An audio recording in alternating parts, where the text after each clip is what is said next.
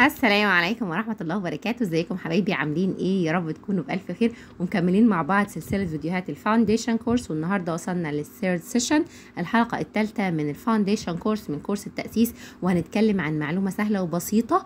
أول حاجة هنتكلم عنها النهاردة أدوات النكرة الارتكلز، اللي هي أداة النكرة آ وأداة النكرة آن. تعالوا نعرف امتى بستخدم آ وامتى بستخدم آن. أول حاجة عشان نبقى متفقين، بس أول حاجة إن أدوات النكرة آن بيجوا قبل الاسم المفرد.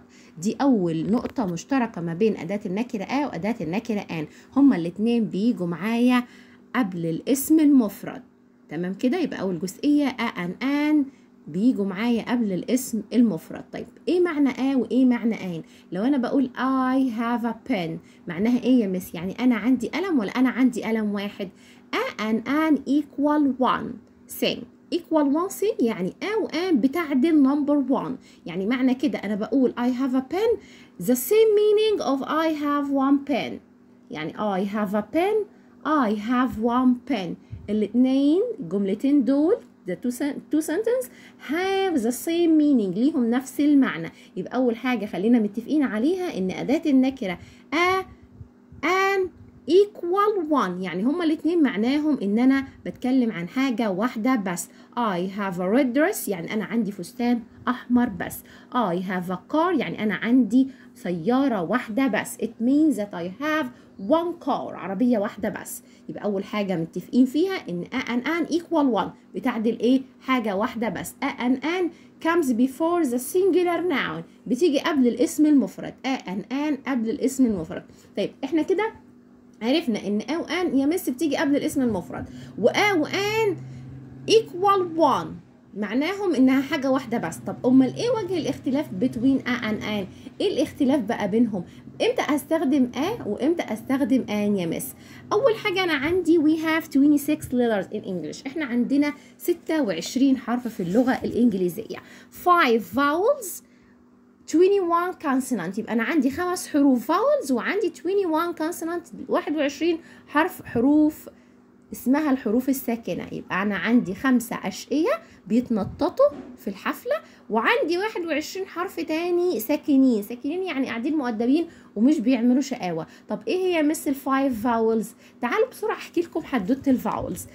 عندي الفايف فاولز، أول حاجة A E I O N U. طب يا مس احنا هنحفظهم، ده حروف كتير قوي. أنا هقول لك حدوتة حلوة قوي هتخليك تحفظهم بمنتهى السهولة. أول حاجة أنا بقول إيه للأطفال عندي في السيشن؟ بقول لهم ال A ضربت ال E، قالت I، جت ال O، قالت يو. انتوا كل شوية تتخانقوا.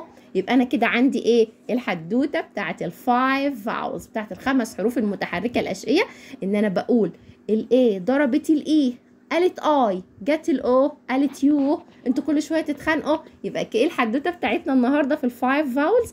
الاي ضربت الاي، قالت اي، جت الاو، قالت يو. كده عرفنا معايا 5 فاولز، انا عندي 5 حروف متحركه.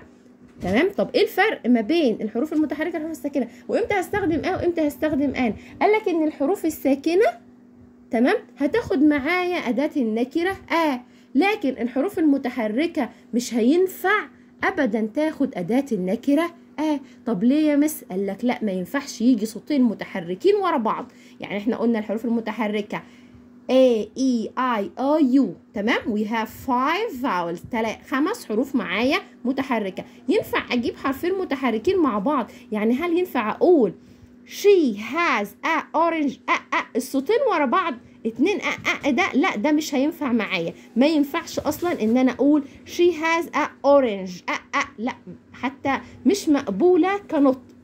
فعشان كده جه حرف الان بقى الحدوته بتاعتنا في ان انا ليه هستخدم الان. قال لك جه حرف الان هنا عشان يفض النزاع between two vowels. حرف الان قال لا، احنا ما ينفعش الحروف المتحركه كل شويه تتخانقوا، كل شويه عاملين شقاوه. لا، احنا نعمل ايه بقى؟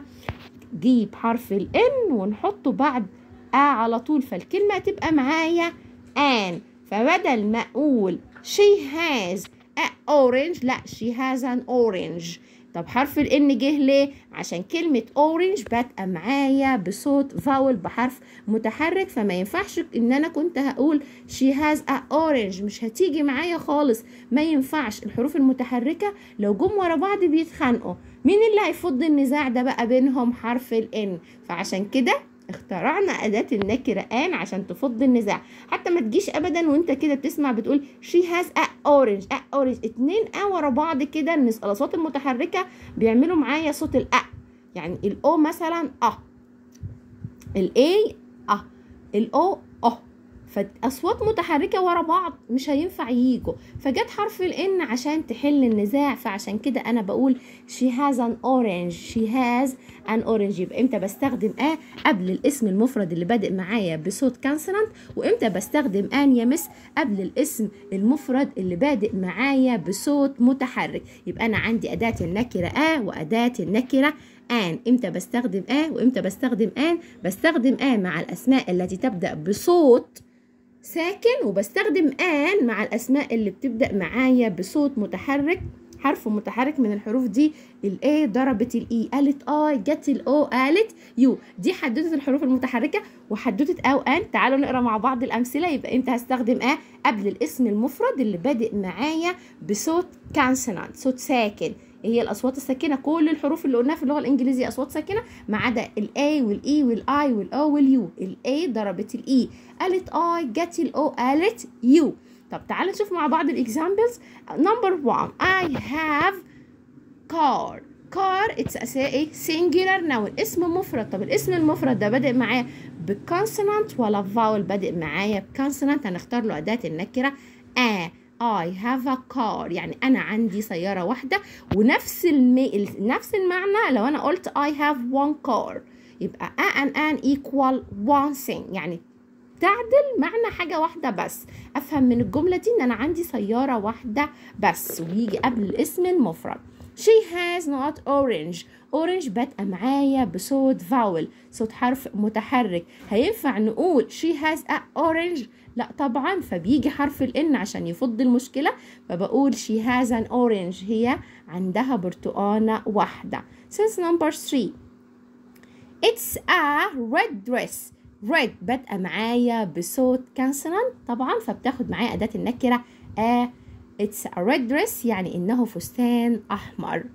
Sense number 4 there is an insect. كلمة insect اللي هي معناها حشرة بادئة معايا بصوت فاول، فمش معقول هختار لها أداة النكرة فبتيجي حرف الان بيجي عشان يفض النزاع ما بينهم زي ما بقول للأطفال عندي، فبقول there is an insect، يعني يوجد حشرة on the floor على الأرض. آخر جملة معايا elephant. elephant طبعا بادئة معايا بصوت فاول حرف متحرك، فمش هينفع نختار لها هنختار لها أداة النكرة آن. والمعيار عندي مش حروف، عشان نبقى عارفين المعيار عندي أصوات، يعني أنا لازم أسمع صوت متحرك. يعني ممكن يا مس يبقى في حرف متحرك واختار له أداة النكرة زي كلمة يونيفورم. يونيفورم اللي هي معناها الزي الرسمي أو زي موحد، دي معناها بتبدأ معايا بحرف اليو، لكن أنا ما بختار لهاش أداة النكرة آن، بختار لها لأن حرف اليو هنا ما عملش معايا صوت متحرك، عمل معايا صوت اليو. صوت اليو من الحروف الكونسونانت، من الأصوات الكونسونانت، فأنا بختار لها أداة النكرة elephant عاملة معايا صوت متحرك، فأنا بالتالي هختار لها أداة النكرة an elephant is a big animal، يعني الفيل حيوان كبير. ده كان الشرح بتاعنا النهارده والدرس بتاعنا النهارده، اتكلمنا عن ادوات النكره. يا رب تكونوا استفدتوا من الفيديو، ولو اول مره بتشوف الفيديو على البيج بتاعتنا ننزل ونعمل اشتراك ونفعل زر الجرس ونعمل فولو البيج بتاعتنا، لايك وشير لو عجبنا الفيديو. كنتم مع مس اميره انجلش فور اول جرامرز. ثانك يو اند جود باي.